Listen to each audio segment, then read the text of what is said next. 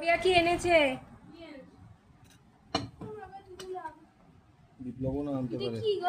বাবা, আমার ভীষণ পছন্দের একটা জিনিস, ছানার পায়েস। হ্যাঁ, ছোট ছোটই তো। হ্যাঁ, ছানার পায়েস তৈরি হয়, সাইজটা ছোট।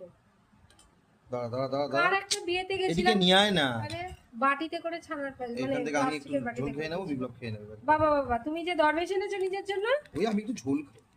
ঝোল খাবে? রস রস মানে গ্রেভিটা, গ্রেভি খাবে। চিন্তা করো, ঠিক আছে আমি নেব। আর লাগবে না, ছেড়ে দাও আমাদের। মামামকে একটা দাও। এটা আমার, এটা মামাকে দিয়েছো। দারুণ ঠান্ডা। বাবা গিনি বাবিয়া কন্ট্রোল করছে রে।